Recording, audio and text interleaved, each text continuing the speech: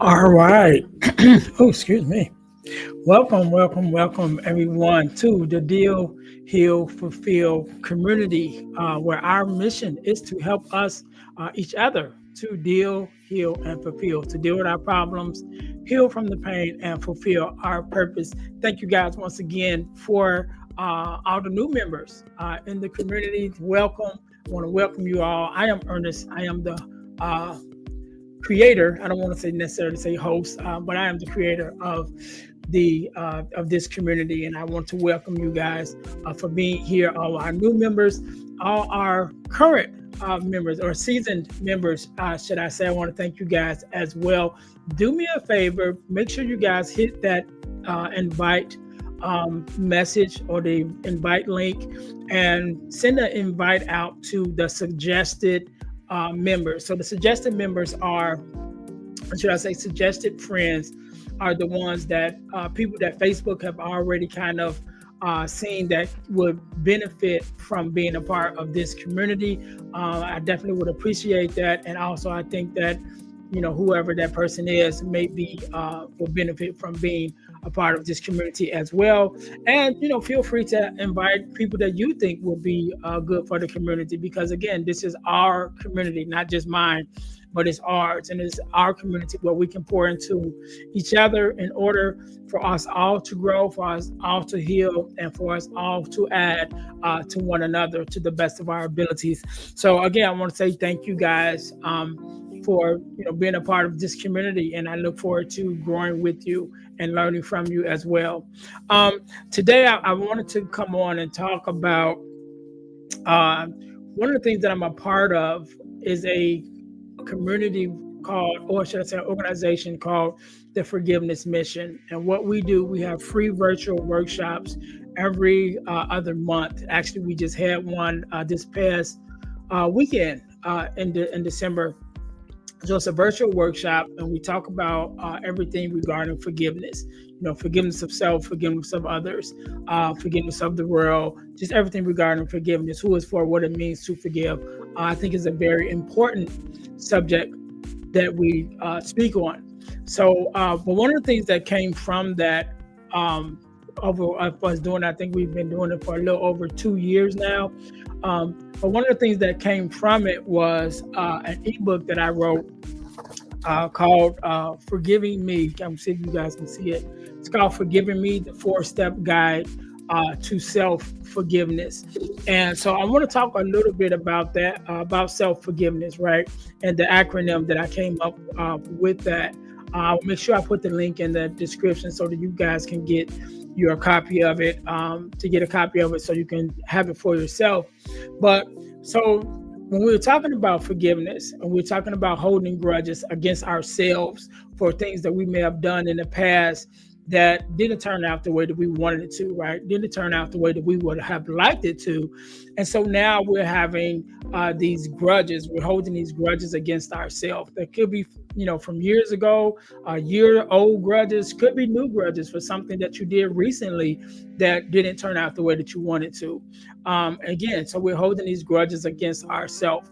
And so I came up with, actually in the midst of one of our virtual workshops, someone asked about being able to forgive themselves, and God just kind of downloaded it into my spirit right then, the acronym. And anybody that know me know I'm a person that loves acronyms, but he gave me the acronym for self, in the area of being able to forgive yourself for things of your past, right?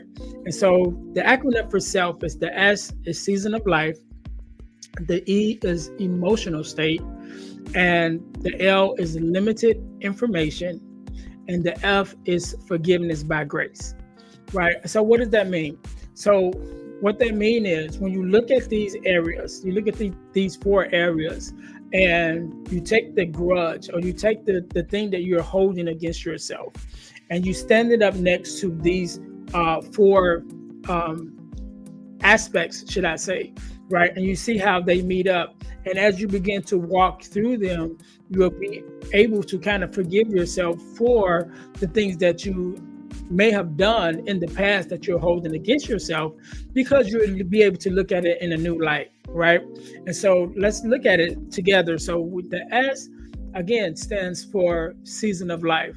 What was the season of life you were in when you made this offense against yourself, right? And so I oftentimes talk about just being young, right? And so now I'm 48, right? And so if I look back on some decisions I may have made or some things that I may have done in my 20s, right? As a 48-year-old now, I can say, man, that was stupid.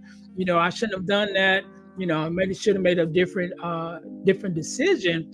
But if I look at the season of life that I was in, right, in my 20s, the season of life that I was in, I was just young and dumb, right? As a new teenager coming into adulthood, sort of for the first time, fresh, especially like once you turn 21, and then there's new doors and opportunities that are open to you, as far as like being able to go purchase alcohol and things of that nature. All these things that's open to you because now you're 21 and you're grown. But in that season of life, you're still immature. You still don't know anything, right? And so there may have been some decisions that I made or you've made, even during that time period, in that season of life, right? Where, again, I'll speak for myself, I was just young and dumb. And so now looking back at it as a 48-year-old, looking back at the decisions I may have made then, and I can say, man, I was just in a season of life where I was young and dumb. And so because I can acknowledge that I just didn't know, I just was immature at that time, I can begin to forgive myself for whatever that decision was that I made at that time, right? And so let's look at the E. The E stands for emotional state, right? What emotional state were you in when you made this offense against yourself? So when I think about emotional state, my example that I give is when my mom passed away, right? During the time period, my mom passed away 3 years before my mom passed away. My mother-in-law, who I was very close to at the time, passed away. And so emotionally, I was just not in a good space, right? Especially in my life then. And I, if you guys have watched my TED Talk, which I posted in the group also, you'll hear about, everything that I was going through during that time period. I had lost my mother-in-law. I had lost my mom. I was going through a divorce. We was going through the pandemic. My job situation had changed. Just a whole lot of stuff during that time. So I was dealing with heavy depression. And so when I think about some of the choices that I have made during that time, I can look at it and say, what emotional state was I in?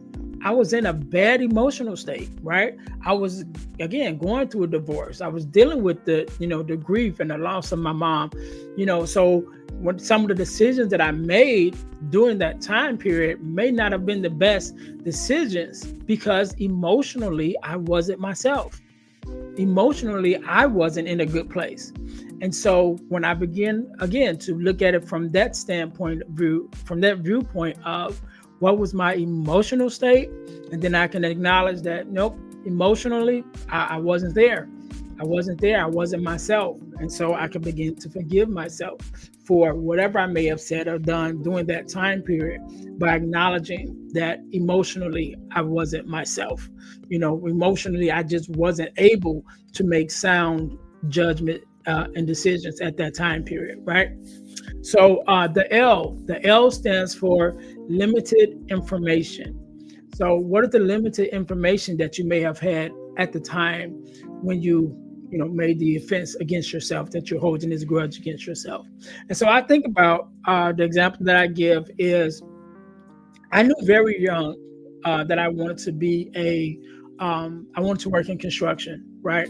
I knew very young I wanted to be a bricklayer. That's what I wanted to do. I've now been a bricklayer for a little over 20 something years now. But young, when I was younger, coming down 8th grade, high school, I knew I wanted to be a bricklayer.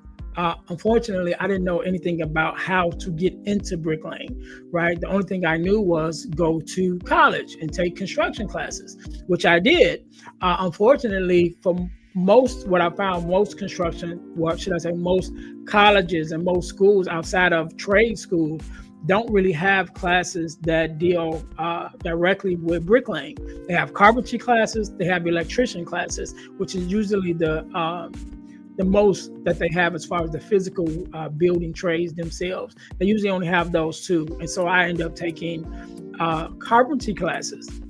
And so I took these carpentry classes, and I have been taking it for a while because that's all I knew. That's all the information that I had. Luckily for me, I met a guy who was a journeyman bricklayer in the unions in Chicago. And he told me about the apprenticeships. And apprenticeship is when you go to the union, you join the apprenticeship, and they will train you. They will give you a job. They will also, begin to give you on-the-job training. So you have on-the-job training as well as, schoolwork to really learn your craft. And also, they will reimburse you for your college, for the classes that you take in college to get work towards a degree in building construction, if that's what you want to do. And so when I think about the years that I won't say wasted, but the years that passed while I was taking these carpentry classes, when I didn't want to be a carpenter, I wanted to be a bricklayer. And learning later on that not only had I known about the unions, had I known